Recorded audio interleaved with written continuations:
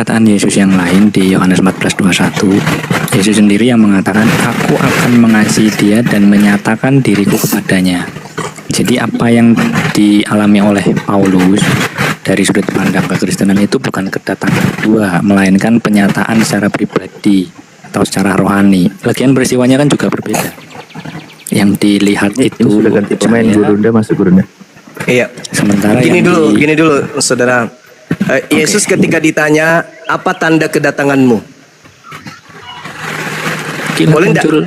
Boleh enggak saudara menjawab saya, tanda kedatangan Yesus itu apa saja? Menurut Matius 24.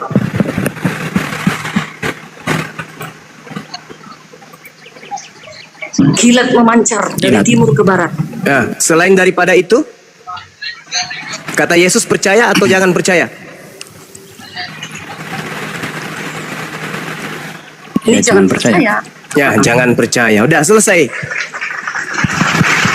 Jadi kalau ada yang Paulus akhir zaman atau enggak? Kedatangan kedua kan enggak. Tanda Yesus itu tidak ada akhir zaman ataupun bukan akhir zaman. Intinya kalau Yesus datang hari ini, maka yang menjadi akhir zaman hari ini, betul? Baca dulu nih. Demikian pula lah kelak kedatangan anak manusia. Iya, saya tahu. Kelak nanti kedatangan kedua kali. Iya, saya tahu. Kalau Yesus datang hari ini, maka hari ini kiamat. Kalau hari ini datang dia kiamat dong. Oke. Kalau yang datang dunia ya, tapi semua melihat, melihat. Kalau dia datang 2000 tahun yang lalu, kapan kiamat?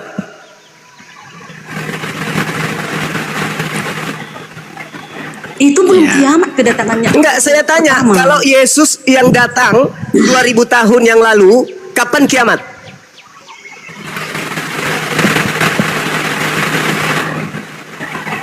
Ya belum kan. Loh, tanda-tandanya belum. Enggak, maksud saya kalau Yesus dia datang dengan tanda itu 2000 tahun yang lalu, kejadian kiamatnya itu kapan? Ya waktu itu toh. Nah, sekarang tanda itu ada enggak datang 2000 tahun yang lalu? Belum ada. Berarti yang datang siapa? Ya itu secara secara apa? Secara garambang. Pribadi. Lah, kalau secara dia pribadi. datang, saudara, kalau dia yang datang 2000 tahun yang lalu, maka 2000 tahun yang lalu lah akhir zaman itu. Tapi karena dia bukan dia yang datang 2000 tahun yang lalu, maka tidak bisa disebut 2000 tahun yang lalu itu akhir zaman. Karena belum datang, bukan dia yang datang. Kata Yesus, tanda kedatanganku ya akhir zaman. Kalau aku datang 2000 tahun yang lalu, 2000 tahun lalu itulah akhir zaman. Tapi karena bukan aku yang datang 2000 tahun yang lalu, maka belum akhir zaman itu. Jadi yang datang, selain daripada aku yang datang membawa tanda akhir zaman, itu bukan aku, jangan kamu percaya. Oke, mungkin sedikit ada yang kurang Bang Suma. Jadi Silakan. kalau orang Kristen begini, kita percaya ada kedatangan kedua, ada menyatakan diri. Menyatakan diri ini misalnya nih, Yesus yang mengatakan aku akan mengasihi dia dan menyatakan diri kepadanya di Yohanes 14:21. Atau Yesus berkata, 2-3 orang berkumpul dalam namaku, aku ada di tengah-tengah mereka. Jadi ada sesuatu yang disebut menyatakan diri, tapi bukan kedatangan kedua. Kedatangan kedua itu spesial peristiwanya. Dan tanda-tandanya misalnya pada waktu itu akan kamu akan diserahkan supaya disiksa dan kamu akan di-PN dan akan dibenci. Jadi ketika orang Kristen sudah mulai dibenci, diserahkan kepada orang, nah itu tanda-tanda pertama.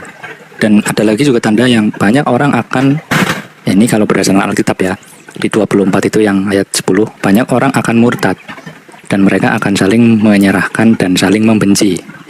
Banyak nabi palsu akan muncul dan menyesatkan banyak orang.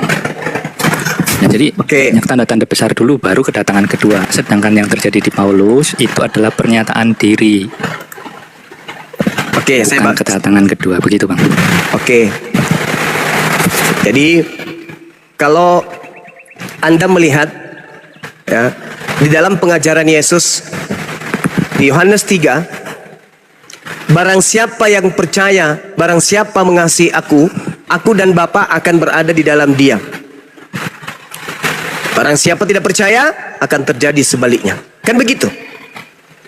Nah, kemudian barang siapa yang percaya kepada anak, percaya kepada Bapa. Dan barang siapa yang percaya kepada Bapa dan percaya kepada Anak, aku dan Bapa akan berada bersama-sama dengan dia. Aku bersama dengan dia. Pertanyaannya, apakah itu berarti Bapa juga ada di dalam murid-murid Yesus? Yes. Wujudnya? Tidak. Tapi ajarannya. Jadi yang dimaksud di dalam data yang saudara bawa, Yohanes 14 nomor 21 itu, ketika Yesus berkata bahwasanya siapa yang memegang perintahku dan melakukannya, dia mengasihi aku. Berarti yang dimaksud aku menyertai di situ adalah perintahku, menyertai mereka. Sama seperti pengakuan Yesus di dalam Yohanes 8:29, Bapa tidak membiarkan aku seorang diri, melainkan Bapa menyertai aku. Bukan berarti Bapa itu ada di dalam diri Yesus. Wujudnya, hakikatnya enggak. Tetapi yang menyertai Yesus adalah ajaran Bapa, firman Bapa yang datang kepada Yesus, yang senantiasa membuat Tuhan berkenan kepada Yesus. Yohanes 14 jelas nomor 21. Barang siapa memegang perintahku, perintah, maka aku akan bersama dengan dia. Perintah, ketika perintah Yesus tidak dipegang, perintah Yesus ditinggalkan, maka Yesus tidak ada di situ. Kalau ada orang yang menegakkan perintah-perintah Yesus, maka Yesus ada di situ. Itu maksudnya, bukan berarti Yesus datang, enggak. Jangan Anda anggap Yesus itu makhluk roh, seperti hantu, enggak. Jadi nasihat Yesus dalam Matius 24 itu tolong sekali lagi dipahami dengan baik, jangan diplesetkan. Andai saja kata Yesus, ada orang berkata ada Yesus di sini, ada Yesus di sana, tanpa ada tanda-tanda, kata Yesus jangan kamu percaya. Apa akibatnya kalau percaya? Ya ini jadi Kristen. Manusia jadi Tuhan, Tuhan jadi manusia, manusia mati terkutuk. Tuhan kemudian mati secara terkutuk, Tuhan kemudian menjadi tumbal. Segala macam tete bengek yang muncul setelah kalian percaya kepada Kristus yang datang kepada Paulus tersebut. Paulus membimbing kalian menjadi seperti ini. Apakah orang Yahudi percaya kepada Paulus? Tidak. Kenapa Kristen dan Yahudi berbeda? Ya karena Kristen ini dibimbing oleh penyesat itu. Apa buktinya? Kan Yesus mengatakan jangan kamu percaya. Orang Kristen percaya, orang Yahudi percaya enggak? Enggak. Kalian yang percaya, silakan jadilah kalian Kristen. Orang Yahudi percaya enggak? Enggak. Makanya mereka enggak jadi Kristen. Kami pun enggak percaya ketika ada sosok mengaku akulah Yesus yang kau niaya. Kami umat Islam tidak percaya. Kenapa? Karena Yesus pun di dalam kitab saudara mengatakan bahwasanya jangan percaya kalau ada yang mengaku bertemu dengan aku. Sebab kalau aku yang datang, tanda-tanda akan menyertai. Matahari menjadi gelap, bulan tidak bercahaya, bintang berjatuhan, kuasa langit berguncang. Nampak aku di tengah langit, seluruh manusia meratap, seluruh manusia akan melihat aku. Apakah itu sudah terjadi? Belum terjadi. Kalau begitu, yang mengaku bertemu Yesus jangan kau percaya. Karena aku datang dengan tanda-tanda.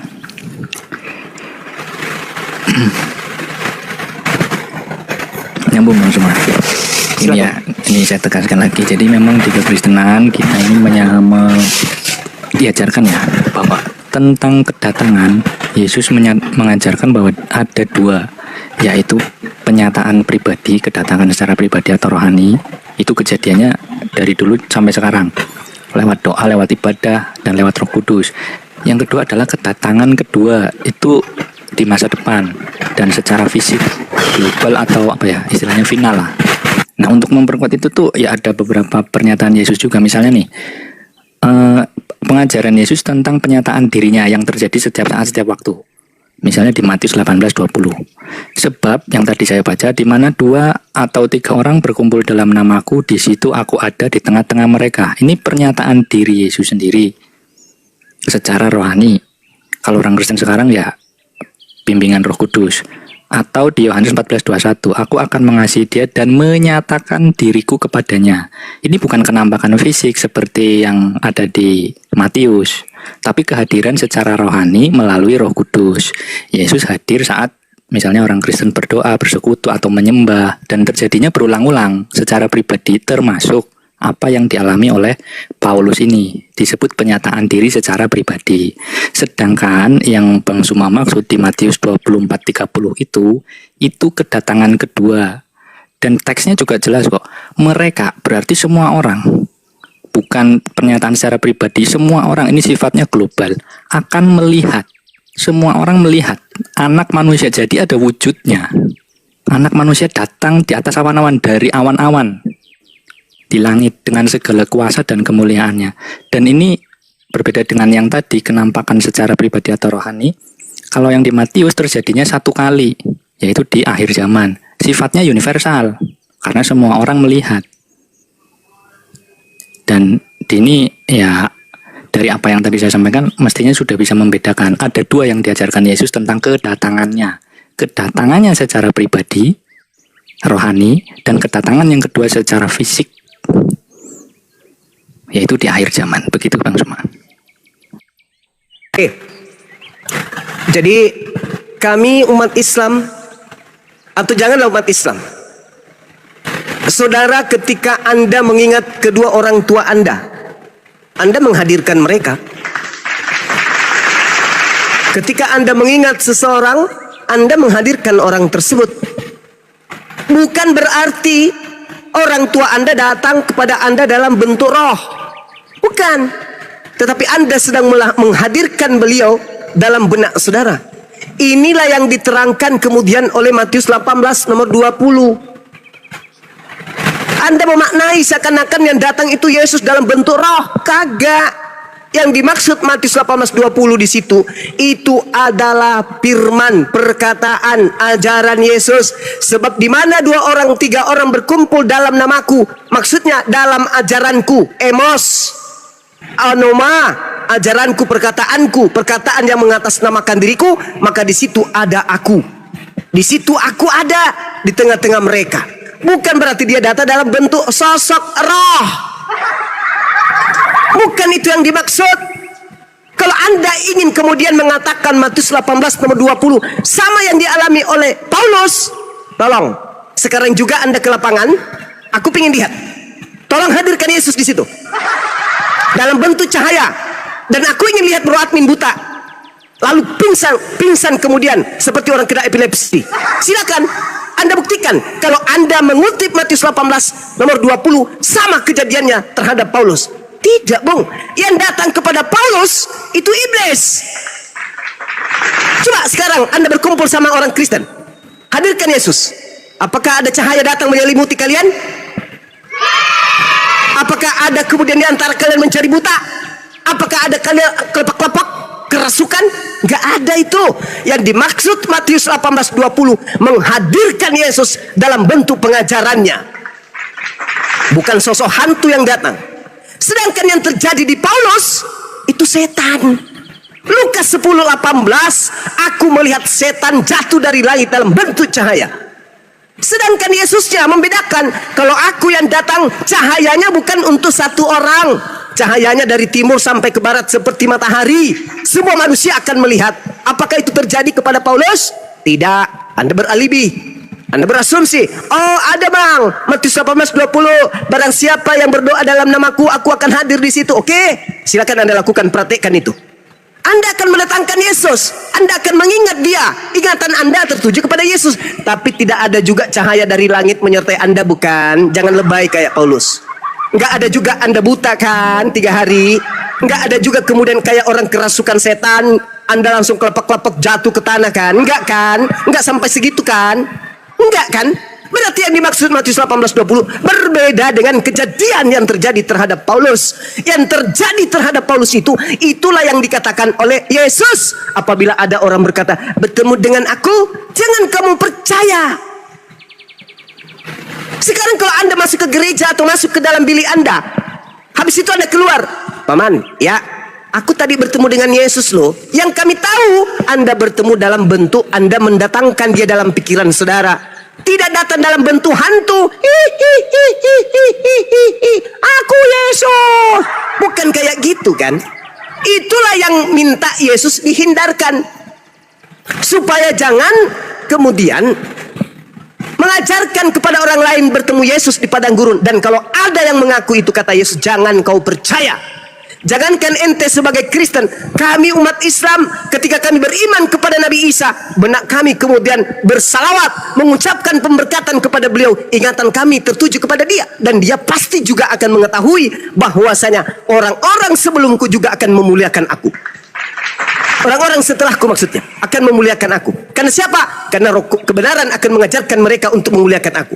Itu real di dalam kitab saudara. Jadi kalau Anda mengatakan sama dengan Paulus mengingat Yesus, berdua berbicara dalam nama Yesus sehingga Yesus, oh salah Anda, nggak nyambung. Yang dimaksud Yesus bukan itu. Yang dimaksud itu bukan itu yang dimaksud Yesus. Kami pun bisa menghadirkan Yesus. Dalam pikiran kami, Yesus seorang nabi, membangkitkan orang mati ketika dia di tengah-tengah Bani Israel. Iya, tergambar itu. Ajaran Yesus itu tergambar. Tapi kalau saya mengatakan, aku ketemu dengan Yesus ketika aku lagi mancing di sungai. Yesus datang dalam bentuk cahaya dan berkata, akulah Yesus yang kau aniaya. Itu beda, saudara. Itulah yang harus dihindarkan. Kenapa Anda nggak percaya kepada Yesus ketika Yesus menasihati? Jadi apabila ada orang berkata ada Yesus di sini, ada Yesus di sana, jangan kamu percaya. Apabila ada orang berkata ada Mesias di padang gurun, ada Mesias dalam bilik rahasia, jangan kamu percaya. Sebab dijawab oleh Yesus, Yesus palsu, Kristus palsu akan bermunculan dan akan melakukan trik penyesatan berupa mukjizat sekiranya mungkin menyesatkan banyak orang. Iya. Oke Bang Suma, gini Bang Suma. Iya, silakan. Lagi. Ya enggak apa-apa lah, memang yang diajarkan di kekristenan itu begitu, kedatangannya ada dua. Nah sekarang saya mau membuktikan pernyataan Bang Suma. Bang tadi mengatakan, Yesus kan mengatakan pada waktu itu jika orang berkata kepada kamu, lihat Mesias ada di sini atau Mesias ada di sana, jangan kamu percaya. Itu perintah Yesus, dan saya yakin itu juga menurut Bang Suma perintah Nabi Isa.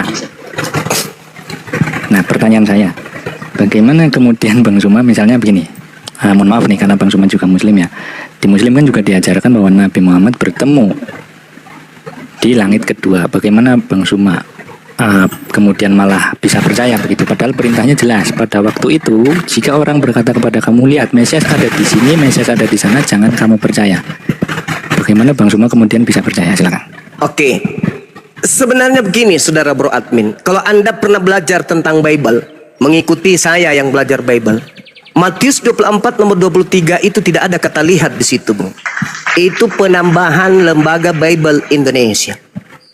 Sedangkan kalau Anda melihat aslinya, di situ hanya tertulis pada waktu itu jika ada orang berkata kepada kamu, Mesias ada di sini, Mesias ada di sana, jangan kamu percaya. Nah, sekarang kamu di situ siapa? Kan Yesus ditanya oleh orang-orang Farisi yang ada di Bukit Zaitun. Apakah orang-orang Farisi, apakah murid-murid Yesus yang ada di Bukit Zaitun datang kepada Nabi Muhammad, atau Nabi Muhammad datang kepada mereka yang hidup di abad pertama di Bukit Zaitun? Jadi nggak nyambung. Yesus sedang menasehati muridnya Bani Israel, jangan kemana-mana kawan. Yesus sedang ditanya oleh manusia yang hidup abad pertama, bagaimana mungkin Nabi Muhammad datang ke sono? Bertanya, mengatakan kepada orang yang ada di Bukit Zaitun itu, murid Yesus, iya paman, aku bertemu dengan gurumu di langit kedua loh. Oh ya? Tidak masuk. Bukan itu yang dimaksud Yesus. Yesus ditanya sama orang sama murid-muridnya di Bukit Zaitun, guru apa tanda kedatanganmu? Nah, mendengarkan itu Yesus langsung bilang apa? Waspada. Tuh, langsung diminta murid pertama, angkatan pertama di abad pertama di tahun 30 sampai 33 langsung di blokade oleh Yesus. Waspada. Kalian harus waspada kepada penyesat yang datang kepadamu.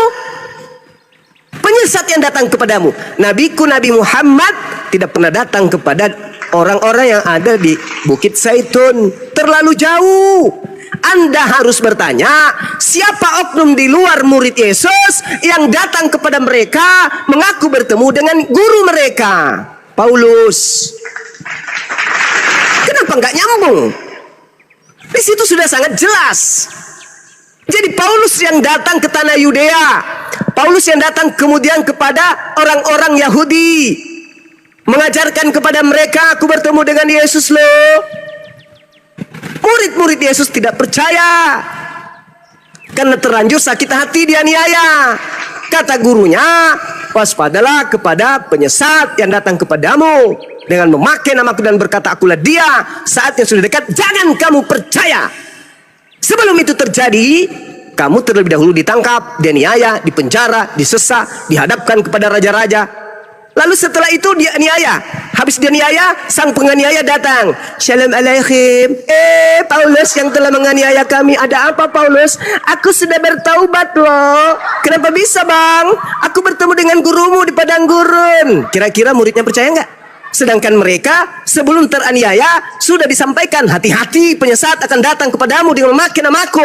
Tapi penyesatnya sebelumnya menganiaya kamu dulu. Kira-kira si murid percaya nggak?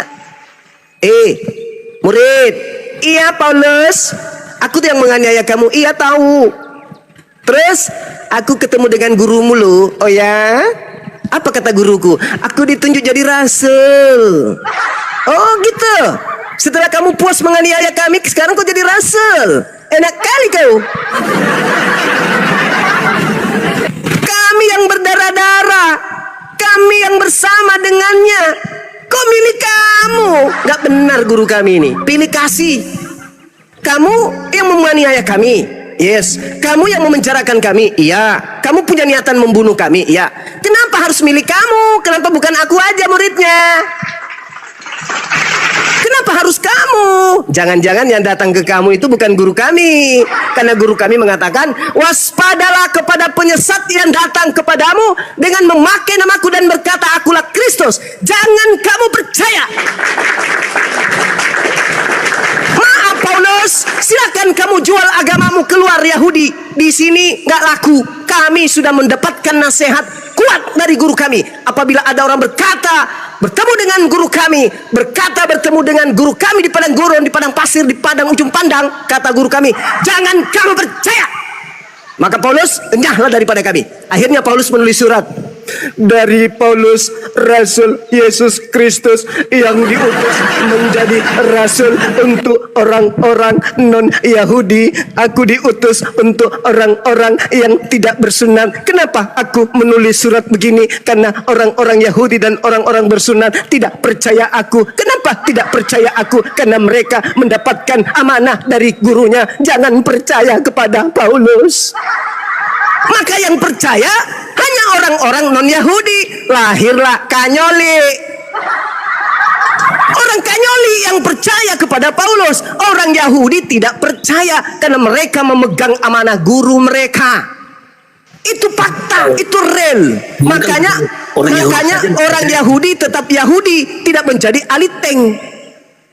Itu saudara. Sedangkan kalian bukan murid Yesus. Hei bro admin, ya paman, aku ingatkan kepadamu ya bro admin. Apa paman? Ketika nanti kamu mengaku bertemu dengan aku di padang gurun, mengaku bertemu dengan aku dalam bilik penjara, jangan kamu percaya ya. Iya paman. Maka ketika Paulus datang membawa suratnya, ketika saudara bro admin pernah mendengarkan langsung dari Yesus, jangan percaya kepada oknum yang membawa namanya, bertemu dengan dirinya di padang gurun dan di dalam bilik penjara, maka bro admin akan mengatakan, sorry lah ya, aku tidak percaya deh. Guruku sudah mengatakan kepadaku, jangan kamu percaya.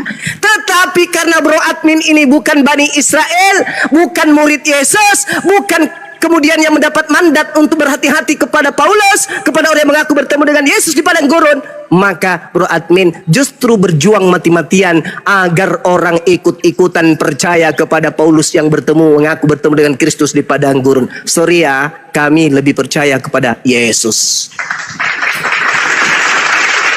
Nah begitu. Silakan saudara Kanjoli. Saudara bro admin atau siapapun itu, silakan.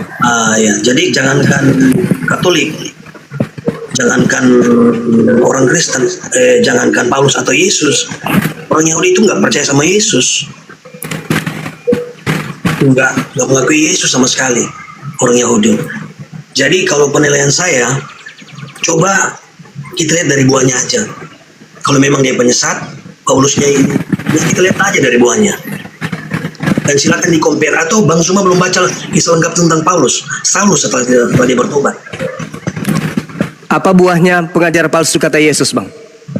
Saya tidak baca aja apa, silakan di-compare apa dari segi humanis, dari segi sosial. Ya, bagaimana mungkin orang mau percaya kalau tidak kemudian dia menempelkan kejahatannya dengan kebaikan? Orang bisa terperdaya dengan kebaikan-kebaikan yang dia lakukan demi untuk melancarkan aksi. Apa gunanya kalian melakukan 1000 kebaikan kalau yang Anda sembah itu bukan Tuhan? Apa gunanya? Ingat saudara, ingat. Di dalam Matius 7 nomor 15, agar Yesus mewaspadakan murid-muridnya kepada nabi palsu. Dan nabi palsu itu bisa dilihat dari buahnya, bisa dilihat dari pengikutnya, bisa dilihat dari ajarannya. Apa buah dari pengajaran nabi palsu? Pengikutnya memanggil Yesus dengan panggilan Tuhan, bernubuat memanggil Yesus dengan nama Yesus, mereka bernubuat, bermujizat mengusir setan pakai nama Yesus. Itu buah-buah dari nabi palsu. Itu di mana? Di Islam atau di Kristen? Kristen, Paman. Bagaimana mungkin ajaran Kristen ini bisa laku kalau semuanya hanya nampak kejahatan? Membunuh, memperkaos, Mana bisa? Tidak akan ada yang bisa disesatkan. Tapi ingat saudara, perintah membunuh, perintah bersaksi dusta, semuanya sudah dibatalkan oleh Yesus, oleh Paulus. Lalu Paulus membentuk ajaran baru. Sekarang kalau Tuhan mengatakan, jangan ada ilah lain di hadapanku, atau jangan itu, jangan kau membunuh, kata Tuhan. Lalu Paulus membatalkan perintah itu. Perintah dalam Taurat dibatalkan Paulus. Di dalam Efesus 2 nomor 15, dengan matinya Yesus, segala perintah dalam hukum Taurat dibatalkan. Lalu Paulus bikin perintah baru. Jangan kau membunuh. Orang Kristen mentaati tidak membunuh, ikut Tuhan atau ikut Paulus? Ikut Paulus. Sama-sama bagus. Perintahnya jangan membunuh. Sama-sama bagus. Tapi Kristen tidak membunuh bukan karena taat kepada Tuhan, tapi taat kepada Paulus. Tuhan Bani Israel mengatakan jangan membunuh. Batal. Batal. Tidak ada lagi kau perintahmu. Sudah, stop. Dengan matinya Yesus di atas salib, perintahmu batal. Sekarang saya menggantikan kau bikin perintah baru. Kata Paulus, jangan kalian membunuh. Itu perintah baru tuh. Isinya sama, tapi yang memerintahkan beda. Satu perintah Bapak udah dibatalkan, pasang badan dia. Hei, kalian, jangan membunuh. Berdasarkan apa? Berdasarkan kasih. Kasih apa? Yesus mati untuk kita, maka jangan kalian membunuh. Akhirnya apa yang terjadi? Kristen taat kepada siapa? Kepada Paulus. Iblislah yang menjadi bapakmu, dan kamu mau melakukan keinginan-keinginan bapakmu tersebut. Dia adalah pembunuh manusia pada awal mula. Dan apabila ia berkata, dia tidak berkata dengan kebenaran, dia tidak berkata dengan firman Tuhan, melainkan atas dirinya sendiri. Sekarang orang Kristen menjadi baik, mengasihi, tidak membunuh katanya, membantu orang lain, menolong orang lain, mendoakan musuhnya. Itu perintah siapa? Perintah Tuhan atau perintah Paulus? Perintah Paulus. Bagus memang, tapi itu bukan firman Tuhan lagi. Firman Tuhannya dibatalkan dulu. Habis itu dia berdiri sebagai pengganti. Jangan kau membunuh ya, jangan kau begini ya, jangan kau begini ya. Dan Kristen mentaati itu. Artinya apa? Dengan kata lain, Kristen telah mentaati nabinya si Kristus palsu tersebut. Anda melihat Kristen baik menurut Anda. Menurut Anda. Dan kalau Kristen tidak baik, yang nampak hanya keburukan. Siapa yang mau tersesat dengan itu? Gak ada. Tidak ada yang mau ikut tersesat. Makanya Yesus mengatakan, waspadalah kepada penyesat yang datang dengan memakai namaku. Ketika dia memakai namaku, pasti yang diajarkan adalah hal-hal yang baik. Jangan begini, jangan begono, jangan begini, jangan begono. Tapi itu adalah obat. Ada hal yang ingin dia jual si penyesat itu. Apa? Mengkudeta Tuhan. Tuhan jadi pensiun. Yang dilantik menjadi Tuhan aku. Nanti ada Tuhan bernama Yesus Kristus yang akan dijualnya. Yang diangkatnya sejajar, sehakikat dengan Tuhanku. Waspada dengan penyesat tersebut. Apa yang terjadi? Betulkah? Yes. Orang-orang Kristen mensehakikatkan, mensejajarkan antara Yesus Kristus dengan Bapa Elohim. Siapa yang tertawa? Siapa yang murka ketika dia disetarakan dengan ciptaannya, pencipta langit dan bumi? Siapa yang sejahtera? Siapa yang bahagia? Siapa yang tepuk tangan ketika manusia mensejajarkan ciptaan dengan pencipta langit dan bumi? Iblis. Marah nggak si bapak ketika dia disejajarkan dengan manusia, meskipun itu anaknya? Marah pasti. Marah pasti. Bahagia nggak iblis ketika kemudian Tuhan pencipta langit dan bumi sudah disetarakan dengan makhluk bernama Yesus Kristus? Bahagia nggak iblis? Bahagia. Siapa mereka yang telah mensejajarkan Yesus Kristus dengan pencipta langit dan bumi? Korban iblis. Siapa? Siapa pengikutnya? Kristen. Sederhana itu. Sederhana. Maka Kristen mengatakan Tritunggal, Trinitas, Yesus dan Bapa satu, Yesus hakikat dengan Bapa, Bapa esa, maka Yesus juga esa, Yesus hakikat dengan Bapa. Siapa yang tertawa ketika Anda mendudukkan Yesus Kristus ini sehakikat dengan pencipta langit dan bumi? Siapa yang tertawa? Siapa yang merasa merdeka? Siapa yang merasa menang? Bilisis, kawan. Bilisis. Sibil. Itu yang senang. Sementara Tuhan mengatakan apa? Jangan ada ilah lain di hadapanku. Hendak dengan siapa engkau mempersamakan aku sehingga kami sama. Engkaulah saksi-saksiku. Tidak ada Tuhan yang dibentuk menjadi daging. Tidak ada. Yesaya 43 nomor 10. Tidak ada Tuhan yang dibentuk sebelum aku dan tidak ada Tuhan yang dibentuk setelahku. Tapi Kristen muncul berdasarkan ajaran Paulus. Tuhan dibentuk dalam bentuk daging. Tuhan datang dalam bentuk manusia. Lalu manusia ini disehakikatkan dengan pencipta langit dan bumi. Na'udzubillah, summa na'udzubillah. Padahal Yesus mengatakan apa? Yohanes 17 nomor 3. Hidup kekal itu adalah mereka mengenal engkau satu-satunya Tuhan dan mengenal aku Yesus Kristus sebagai utusan. Utusan tok. Tapi Kristen mengangkat si utusan ini selevel dengan Tuhan. Inilah yang menjadi keberhasilan iblis. Makanya Yesus mengatakan, waspadalah kepada penyesat yang datang kepadamu dengan memakai namaku. Dia akan menyesatkan banyak orang. Kalau saudara Kristen berkata, kami Kristen bukan disesatkan oleh Kristus palsu. Tolong tunjukkan. Mana orang banyak yang disesatkan oleh Kristus palsu itu? Dan apa nama kelompok tersebut? Silakan. Oke, Pak. Tentang Paulus, setelah Bapak menunjukkan bahwa dia penyebab. Syukran saudara Bambung. Barakallahu fik. Saudara Sul, barakallahu fik. Lanjut. Dia penyebab orang Kristen percaya kepada Paulus. Bapak tadi mengatakan membuat Bapak di surga menjadi marah. Nah, Paulusnya dapat apa dari yang dia lakukan? Untuk menipu ini dia dapat apa? Oke, saya jawab. Selanjutnya ada pertanyaan selanjutnya. Dan juga begini, masuk akal enggak orang lagi dalam posisi enak difasilitasi? Saya percaya juga Anda juga tahu bahwa tujuan Saulus membantai umat Kristen di awal-awal itu, saya percaya Anda juga tahu alasannya. Nah, ngapain dia lagi di posisi enaknya difasilitasi? Terus tiba-tiba dia ninggalin itu. Apa faedahnya? Bahkan dia harus sampai kelaparan, sampai masuk penjara. Harusnya dia dengan posisi dia harus terus membantai orang yang menyembah Isa itu dong. Harusnya kalau orang mau suka aman, ngapain dia harus sampai tersiksa begitu? Dia tinggalin itu, dia masuk penjara berapa kali, hidupnya susah, kelaparan bahkan, dipasung. Ngapain dia harus seperti itu? Dan buahnya tuh secara, saya sudah jelaskan sebelumnya tadi, bahwa dia pengajarannya lebih baik secara sosial. Itu loh. Oke, saya jawab. Oke, silakan. Oke, Anda bertanya, apa manfaatnya bagi dia? Bagaimana dengan iblis? Apa manfaatnya bagi iblis? Tak ada. Iblis rela menerima neraka kekal demi untuk menyesatkan. Begitu juga dengan Paulus. Mazmur 58 nomor 3 Anda baca. Sejak di dalam rahim orang fasik itu menyimpang. Sejak dalam kandungan pendusta-pendusta itu telah sesat. Dari dalam kandungan pendusta itu sudah sesat. Paulus mengaku dalam Galatia 1, aku dipilih dari sejak dalam kandungan. Dipilih sebagai apa? Sedangkan Mazmur 53, 58, penyesat itu sudah dipilih dari sejak dalam kandungan. Nah, sekarang pertanyaan saya, Paulus ini dipilih dari sejak dalam kandungan katanya dalam Galatia 1 nomor 15. Dipilih sebagai apa? Kalau dia dipilih sebagai orang benar, maka tidak mungkin dia melakukan aksi-aksi pembunuhan, penangkapan, pengutukan dan seterusnya. Pasti dia akan tampil sebagai wakil Yesus, orang yang hidup mati bersama dengan Yesus dari pembantaian orang-orang Yahudi dan Romawi. Faktanya? Enggak. Jadi Paulus ini yang benar yang mana? Baca Kejadian 49 nomor 27. Kejadian 49, Yakub meramalkan seluruh anak-anaknya.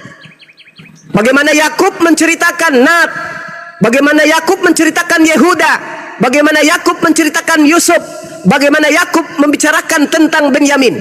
Apa kata Yakub ketika sampai kepada anaknya Benyamin? Benyamin, sini duduk kamu nak.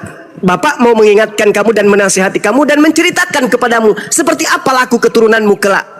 Apa kata Yakub? Engkau wahai Benyamin, lakumu seperti serigala. keturunanmu kelak berlaku seperti serigala. Pada waktu pagi merampas, pada sore hari membagi-bagikan hasil rampasannya. Paulus di dalam Filipi 3 nomor 5 dengan bangganya dia mengatakan apa? Aku adalah orang Yahudi dari keturunan Farisi, dari Benyamin. Dari Benyamin, dari Farisi. Tuhan mengatakan di dalam Kejadian 49 tadi, Yakub mendapat wahyu, mendapat ilham, mendapat penglihatan. Yakub berbicara, keturunan Benyamin akan berlaku seperti serigala, merampok lalu membagi-bagikan hasil jarahan. Yang terjadi, Paulus keturunan Benyamin merampok Taurat, membagi-bagikan kepada pasukan-pasukannya. Merampok Yesus, membagi-bagikan kepada orang-orangnya, yaitu orang Roma, orang Yunani, orang Kristen. Ini fakta real kalau Anda berbicara mengenai Paulus. Yang ketiga, kalau ada seorang nabi, pemimpi yang mengaku menerima firman, mengaku melihat penglihatan, berbicara mengenai aku tapi bukan aku yang mengatakan itu kepadanya, maka nabi itu harus mati. Di mana itu tertulis? Ulangan 18, 19 sampai nomor 20. Apabila ada seorang nabi yang terlalu berani berbicara mengatasnamakan aku, apa yang tidak aku firmankan kepadanya, maka nabi itu harus mati dan dilenyapkan dari sebangsanya. Jadi jangan heran kalau Paulus itu mati digorok. Karena dia nabi. Di mana Paulus disebut nabi? Kisah Para Rasul 13 nomor 1. Dan ada beberapa nabi dan pengajar di Antioquia. Salah satunya adalah Nabi Saulus laknatullah alaih. Itulah yang mengajarkan, kemudian hasil rampasannya diambil. Dia merampas dari Yahudi lalu dibagi-bagikan kepada Roma. Diangkatlah dia menjadi paus di sana. Menjadi Romo pertama. Itulah dia. Maaf salah, dia tidak mengenai orang Yahudi, justru dia membantu orang Yahudi untuk membantai Kristen. Sebenarnya kalau Anda tahu tentang kisahnya, Hei, saudara, jangan kotori mulut Anda dengan sesuatu kebohongan. enggak, silakan Anda baca Alkitab kalau gitu. Paulus tidak pernah membantai Kristen. Astaga. Astaga. Kristus. Hei, yang dibantai oleh Paulus adalah Yudaism. Astaga. Murid-murid Yesus yang dibantai oleh Paulus. Ya benar. Sedangkan yang disebut Kristen itu adalah pengikut Paulus mula-mula yang ada di Antioquia, Turki. Oke, baik. Jadi kita jangan ambil ini tentang suku atau apa. Coba kita ikut story-nya, penjelasan tentang story-nya. Oke, yang disebut Kristen pertama kali, apakah yang tinggal di Yerusalem, di tanah Yudea, di Galilea, murid Yesus, atau yang ada di Turki, Antioquia? Yang mana? Kisah Para Rasul 1. Kisah Para Rasul 11 nomor 26. Setahun lamanya mereka tinggal di Antioquia, Turki, bersama-sama dengan Paulus. Di sanalah pertama kali murid-murid disebut Kristen. Di mana murid Yesus disebut Kristen? Di mana? Tapi Anda bilang di situ belum ada Paulus. Paulus ketika di Antioquia, ketika kemudian Yesus memiliki murid, di situ tidak ada Paulus. Paulus ini bukan murid yang dipilih. Yohanes 6 nomor 70. Bukankah aku yang memilih engkau yang 12? Paulus tidak pernah dipilih. Sedangkan ketika Anda berkata Paulus menganiaya Kristen, itu kebohongan. Itu kebohongan. Yang dianiaya oleh Paulus adalah Yudaism, pengikut Yesus yang ibadah di sinagoge, di Miqdas, Baitullah mereka beribadah. Mereka kurban hewan, mereka bersunat, mereka menyembah kepada satu Tuhan, tauhid. Mereka mengkitabkan kitab Tanakh, mereka tidak merasulkan Paulus. Itu murid Yesus. Sedangkan yang disebut Kristen berbeda. Anda baca Kisah Para Rasul 24 nomor 5. Paulus ini adalah penyakit sampar yang telah menyesatkan orang-orang Yahudi di dunia beradab, dan dia adalah tokoh dari agama Kristen. Nah, awalnya pengikut Paulus yang pertama kali disebut Kristen di Antioquia, Turki. Dialah yang disebut Kristen pertama kali. Ingat saudara, Paulus mengaku di dalam Galatia 2 suratnya nomor 8. Apa kata Paulus? Aku diutus kepada orang-orang yang tidak bersunat. Berarti bukan di Yahudi. Dan dia tegaskan dalam suratnya Galatia 1 nomor 15. Aku diutus menjadi rasul bagi non-Yahudi. Jadi yang disebut Kristen itu adalah non-Yahudi, bukan Yahudi. Beda antara Yahudi dengan Kristen. Beda antara Yahudi dengan Nasrani. Beda. Pahami itu dengan baik. Jadi yang disebut Kristen murni 100% pengikut Paulus setelah Paulus bertemu dengan sosok Kristus yang terkutuk di atas salib. Jangan Anda samakan antara pengikut Yesus dengan pengikut Paulus. Pengikut Paulus adalah Kristen, sedangkan pengikut Yesus adalah Yudaism. Beda itu, Bang. Tapi masalahnya Pak, Yudaism itu tidak percaya Yesus. Yes, tidak percaya kalau Yesus itu adalah Mesias. Iya benar. Sedangkan murid yang dari awal itu percaya bahwa Yesus itu adalah Mesias. Makanya karena Saulus ini dari golongan orang-orang Yudaisme, yaitu orang-orang Farisi, pakar-pakar agama di dalam golongan mereka, maka Saulus ini disuruh untuk membantai mereka. Itu loh storynya. Kalau saya bohong, Bapak baca aja storynya di Alkitab loh. Ini saya berasumsi lewat Alkitab. orang Yahudi tidak percaya Yesus itu adalah Kristus. Betul. Oke. Orang Kristen percaya Yesus itu Tuhan. Benar. Untuk yang begitu pun dengan murid-muridnya di awal. itu alasannya sampai harus bertindak. Storynya memang begitu, Pak. Apakah sama antara Tuhan dengan Kristus? Kristus itu Tuhan dong. Ini Kristus itu bahasa Yunani Kristos, sedangkan bahasa Ibrani adalah Mesias. Mesias itu bukan Tuhan. Mesias itu manusia yang diurapi Tuhan. Itu Mesias. Hanya untuk itu sampai lalu bertemu. Iya, berarti orang Yahudi menunggu manusia, bukan menunggu Tuhan. Iya, saya prosesnya, storynya. Sekarang begini, orang Kristen dapat konsep bahwa Mesias itu adalah Tuhan itu konsep dari mana? Dari Yesus sendiri yang menyatakan di 4 Injil sinopsis. Saya ulang, di mana Yesus mengatakan kalau dirinya itu adalah Mesias itu adalah Tuhan?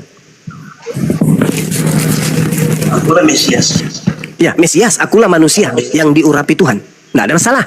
Yang saya tanya, dari mana Kristen mendapatkan ilmu Mesias itu adalah Tuhan?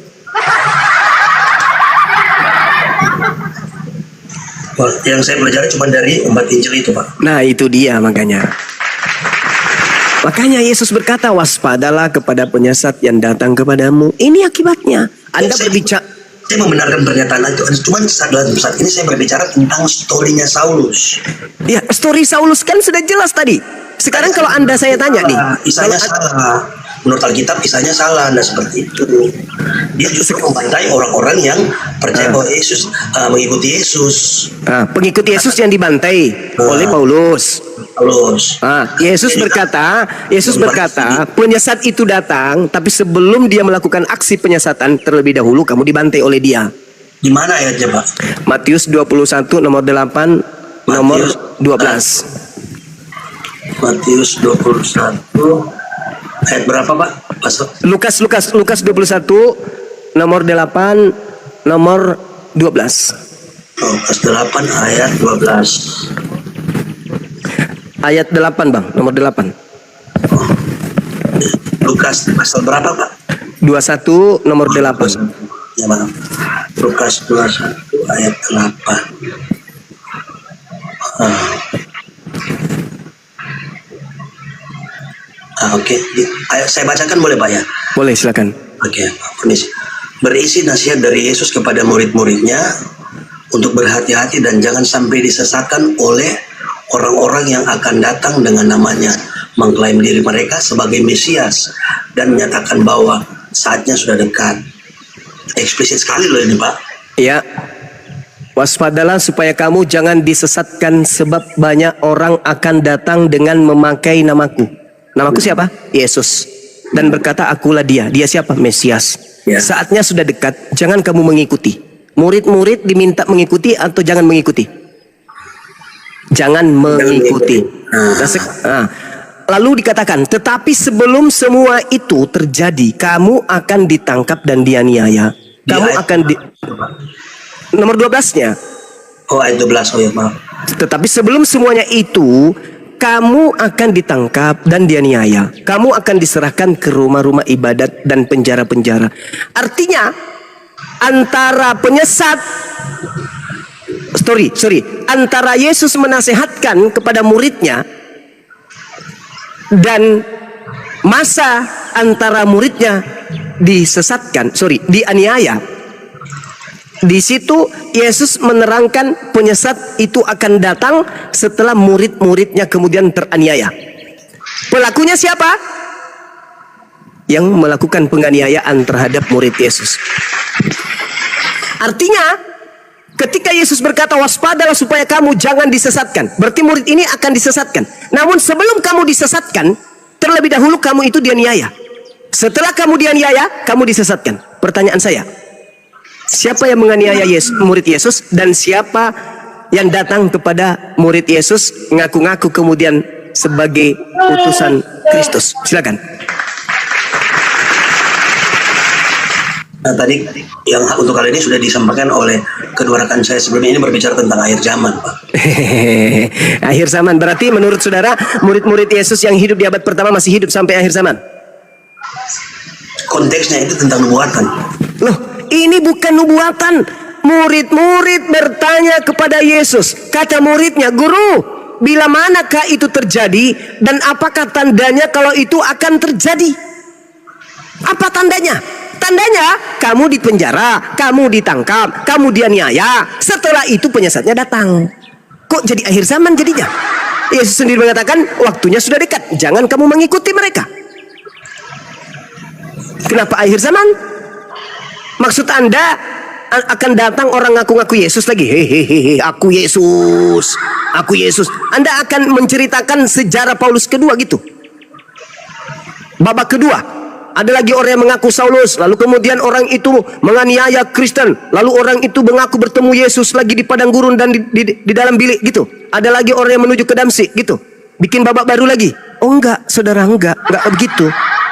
Yesus diceritakan oleh Lukas berdasarkan hasil penyelidikan Lukas. Yesus berpesan kepada muridnya yang bertanya, Guru, apa tandanya itu terjadi dan apa tanda kalau itu bakal terjadi? Bila manakah itu terjadi dan apa tandanya? Kata Yesus, waspadalah supaya kamu jangan disesatkan. Sebab banyak orang akan datang dengan memakai namaku dan berkata, akulah dia. Saatnya sudah dekat, jangan kamu mengikuti mereka. Kamu di situ muridnya Yesus, bukan orang yang hidup sekarang.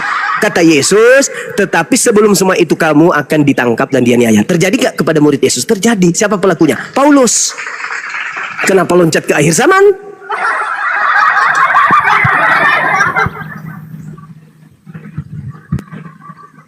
Itu saudara, jadi coba kita pakai akal sehat kita gunakan kemudian kemampuan kita untuk menelaah isi Bible. Kalau Al-Quran jelas, itu sudah final Al-Quran. Kalian adalah orang-orang yang disesatkan oleh iblis. Itu Al-Quran saya yang mengatakan. Untuk informasi itu terima kasih, Pak. Iya, silakan. Untuk informasi sebelumnya itu terima kasih. Tapi tentang Anda menceritakan story-nya itu dari Paulus, kayaknya harus lebih hati-hati lagi, karena kalau memang Anda mengambil dasarnya dari kitab, saya pikir harus sesuai dengan Alkitab. Iya, begitu. kan sudah sesuai. Enggak, maksudnya story yang eksplisit. Jadi dari awal dia itu membunuh. Iya, Itu. saudara, kan sudah sesuai kan? Siapa yang menganiaya murid Yesus? Paulus. Siapa yang kemudian memenjarakan murid Yesus? Paulus. Siapa yang menghadapkan murid-murid Yesus kepada penguasa-penguasa kala itu? Paulus. Apa yang tidak sesuai, Bang? Itu. Jadi, kalau mungkin kalau ada rekaman nanti bisa. Ya, apa? Tapi terima kasih lah, Bang, untuk. Oke. Thank you. Thank you juga. Oke. Siap. Assalamualaikum. Waalaikum.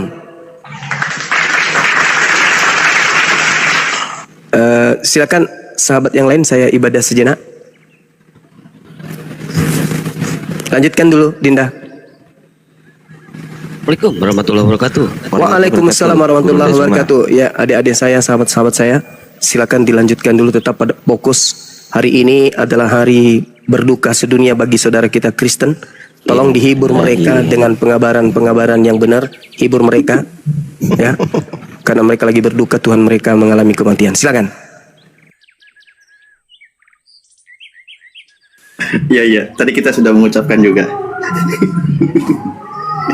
Innalillahi wa inna ilaihi rajiun. Semoga amal ibadah Tuhannya ini diterima oleh Tuhannya Islam. Bener gak sih? Kan Tuhan mati.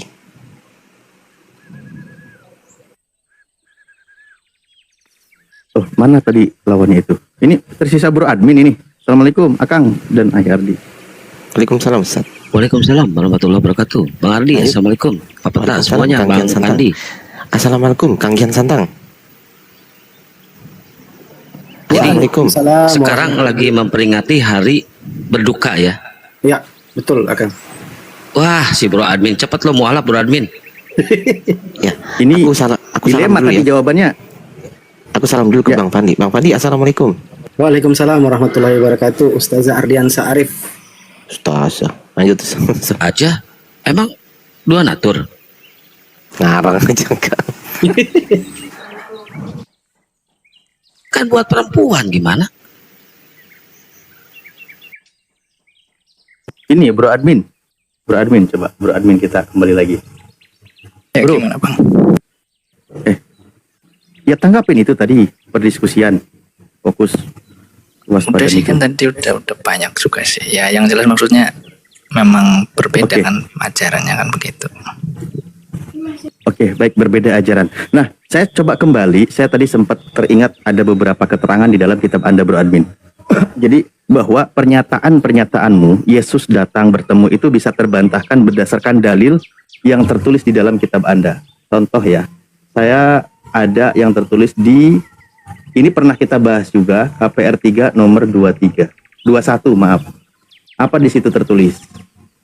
Kristus itu harus tinggal di surga, tinggal di langit, ya kan? Sampai waktu pemulihan segala sesuatu.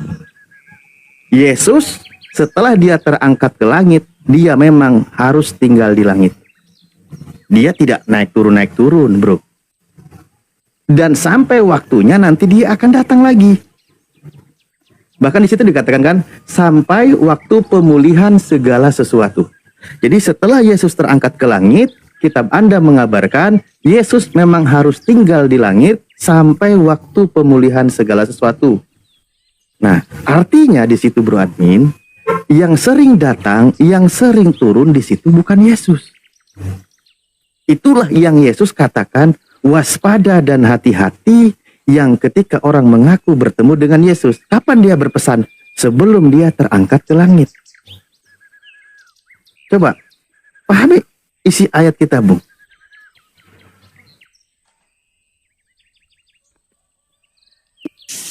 Ya gimana Bang Alif ya? Aku sih ikut apa yang diajarkan aja sih. Oke, baik. Berdasarkan yang tertulis di dalam kitabmu, bahwa ketika Yesus terangkat ke langit, dia harus tinggal di langit, betul? Ya betul. Nah, dan Yesus datang kedua kalinya nanti pada masanya, sesuai dengan keterangan dari Yesus itu sendiri sebelum dia terangkat ke langit, betul? Betul secara fisik kok. Secara fisik, secara universal. Bukan secara pribadi atau rohani. Secara fisik, secara Ya kan tadi universal. sudah tak jelaskan toh Bang. Jadi kita diajarkan kedatangan Yesus itu ada dua. Pertama, Nah, itu- sekarang, oke, baik. Berarti yang non fisik boleh dia bertemu dengan siapapun. Iya itu kan secara pribadi ya. Oke, baik. Bagaimana menentukan Yesus yang asli dan tidak asli ketika pertemuan diskusi antara oneness dengan Trinitas? Itu udah beda tema Ya. lagi itu udah.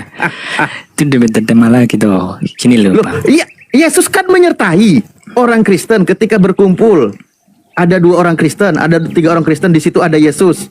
Dan dia membisikkan ajaran kebenaran, kan gitu. Nah sekarang nih sering Kristen itu berkumpul. Membahas tentang posisi Yesus. Membahas tentang siapa itu Yesus. Sampai detik ini mereka masih cakar-cakaran. Ini yang bermasalah ini siapa ini? Orangnya atau Yesusnya ini? Kalau Anda memang mengatakan Yesus bisa naik turun berkali-kali. Oke, saya tidak mengatakan naik turun berkali-kali ya. Loh, Tapi pernyataan dia kan jadi gini. berkali-kali. Ya, gini Bang, kan tadi udah tak jelasin. Memang kita diajarkan ada 2 kedatangan. Kedatangan terakhir yang tadi di Matius sama kedatangan dia secara rohani atau pribadi. Seperti yang diklaimkannya sendiri di Matius 18:20 kan Yesus juga mengajarkan. Sebab di mana 2 atau 3 orang berkumpul dalam namaku, di situ aku ada di tengah-tengah mereka. Ini secara rohani, tetapi Nah, itu ngapain itu? Itu ngapain ada di tengah-tengah mereka itu ngapain? Ya hadir di tengah-tengah mereka secara rohani. Ya, cuma nyaksiin doang, tidak membisikkan Ya kan? kebenaran, tidak. Bukan kan ini kan berelasi ya. Jadi kita merasakan Loh, maksudnya iya. relasi. Contoh gini bro admin, coba seandainya itu benar Yesus secara rohani datang membisikkan Iya. kepada orang-orang Kristen, mungkin sudah selesai perkara antara Oneness dengan Trinitas. Sudah selesai Maksudnya? itu. Loh iya, karena sampai detik ini mereka masih salah paham antara Oneness dengan Trinitas. Kalau Yesus benar-benar datang secara rohani membisikkan kepada Trinitas, misal yang benar ada Trinitas, wahai datanglah kepada yang Oneness yang mengagung-agungkan Yesus. Yang benar itu Trinitas konsepnya, bukan Oneness, kan gitu. Nah, selesai perkara dia. Karena kalau memang dia datang. Atau dia yang benar itu Oneness. Ya kepada orang Katolik dan orang-orang Trinitas, dia bisikan, hei Tuhan itu nggak 3, 1. Selesai perkara. Kalau memang benar-benar dia datang secara rohani, dia membisikkan ajaran kebenaran kepada Kristen. Bukan gitu konsepnya membisikan-bisikan gitu, kita nggak ada yang Memberikan ilham kan. Makanya saya tanya, Yesus itu ketika ada orang Kristen kopdar bertemu 2-3 orang, dia datang di antara tengah-tengah itu ngapain? Nonton ya doang. maksudnya misalnya ketika berdoa lah atau apalah ya memang kan klaimnya begitu Bang. Jadi di sini Yesus tidak mau menyelesaikan perkara sejarah kelam yang tidak pernah berhenti antara Trinitas dengan Oneness. Bukan gini, kita kan sedang membahas kedatangannya Yesus yang dimaksud tuh yang seperti Nah itu apa. kan datang. Loh, kau Lah, iya. sendiri yang bilang Yesus datang, bisa datang kepada orang Iya, Kristen. saya bilang kedatangan Yesus ada 2. Kedatangan di hari akhir dengan tanda-tanda yang tadi sudah disebutkan. Nah itu tanda-tanda. Terus, Tapi itu Bro kedatangan Admin, terakhir. Bro Admin mengklaim dia juga bisa datang kapanpun dan Betul. bertemu Kristen siapapun. Betul. Nah terus dia Termasuk datangnya itu Paulus. ngapain? Ketika dia datang ngapain? Ya kalau soal ngapainnya ya nggak tahu, itu kan relasinya antara Enggak, maksudnya orang yang gini loh, berdoa bro. sama. Maksudnya apakah Yesus itu datang itu kepada Kristen, misal ketika dia merenung sendiri, dia datang, dia membisikkan bahwa ajaran yang benar itu seperti ini kan gitu. Oh enggak. Kenapa? Karena pembuktiannya sampai detik ini itu belum selesai perkara itu. Artinya Yesus tidak datang itu. Seandainya Yesus benar-benar datang, selesai perkara perdebatan antar denom. Selesai itu, serius saya tanya. Kalau memang dia datang tapi tidak selesai-selesai, artinya Yesus gagal. Ngapain Yesus datang? Oh perkaranya nggak selesai-selesai. Tapi kalau nanti Yesus kedatangan terakhir benar-benar dia datang, memang dia akan menyelesaikan segala perkara itu. Itulah Yesus. Gini loh. Kalau yang sekarang itu cuman klaim doang, yang tidak bisa dibuktikan kebenarannya. Maka kalau merujuk kepada ayat, faktanya sebenarnya Yesus itu memang dia harus tinggal di langit sampai pemulihan segala sesuatu. Sebelum masanya dia turun, dia tidak akan turun. Nah, kalau sampai sekarang belum selesai perkara seperti ini, artinya yang datang itu bukan Yesus. Bukan Yesus. Benerlah tadi wanti-wanti dari Yesus. Waspadalah, itu penyesat. Apa kata Yesus? Apa kitab Anda? Di 1 Yohanes 2, nomor 18, 19. Memang penyesat itu berasal dari antara kita. Pengajaran-pengajaran anti Yesus itu di internal itu sendiri. Itu pelajarannya kan itu. Nah kembali kepada ayat tadi, maka kalau itu hanya ranah keimanan, sebuah ranah doktrin, sebuah klaim pengakuan bahwa Yesus itu datang kok bertemu si ini, bertemu si itu hanya klaim sepihak. Bukan berdasarkan pernyataan Yesus, bukan berdasarkan ayat tertulis. Ayat tertulisnya Yesus harus tinggal di langit sampai pada masanya dia turun kembali. Ayat tertulisnya Yesus mengatakan kalau ada yang mengaku bertemu dengan aku dan mengaku sebagai aku, jangan percaya. Nah, tapi itu semua diabaikan. Oke, berarti Bang Alip percaya dengan ayat tertulis tersebut. Saya mengajak Bro Admin kembali kepada isi kitab Anda yang Anda imani. Lah iya, nah Bukan masalahnya mengajak begini, Bang percaya saya harus mengimani kitab Anda. Bukan itu Alip. konteksnya. Iya, saya tahu maksudnya gini. Kan katanya yang tertulis demikian. Jadi yang datang itu bukan Yesus ya. Dari tadi sudah saya jawab. Di Kristen kita diajarkan, bahkan klaimnya Yesus sendiri bahwa ada 2 jenis kedatangan. Kedatangan secara fisik. Mereka melihat anak manusia itu secara fisik. Dikatakan mereka berarti semua orang melihat dari langit-langit. Gitu loh, itu kedatangan yang kedua. Nah, kedatangan yang satu lagi itu secara pribadi. Oke, Seperti nubuatan yang Yesus diklaimkan itu Yesus. Sebentar, Pak. Oke. Sebentar. Jadi ada dua. Itu udah paham tadi. Oke, itu penjelasanmu kan. Ya, nah kemudian berdasarkan nubuatan Yesus, itu dia berkaitan kedatangan secara fisik atau non fisik. Kemudian jenengan yang menyatakan bahwa ada tertulisnya itu Yesus harus ada di langit. Jadi yang tidak sesuai dengan teks itu disebut menyesatkan begitu. Makanya saya bertanya, apakah berarti Bang Alip menyatakan bahwa yang tertulis yang tidak sesuai dengan yang tertulis itu adalah penyesat? Kalaupun iya, justru kita lebih percaya dengan apa yang dikatakan Paulus kan begitu. Apa? Karena Paulus tidak sama sekali bertentangan dengan apa yang dialami oleh Yesus, termasuk peristiwanya yang sedang kita peringati hari ini. Begitu. Bro admin, nubuatan yang diucapkan oleh Yesus itu apakah harus berbentuk fisik atau juga non fisik? Ada dua yang tadi tentang akhir yang zaman Yesus itu nanti katakan fisik. jangan percaya itu, yang Yesus katakan jangan percaya itu berkaitan fisik atau non fisik? Itu fisik kan, itu di Matius berapa itu coba? Matius 24 tadi.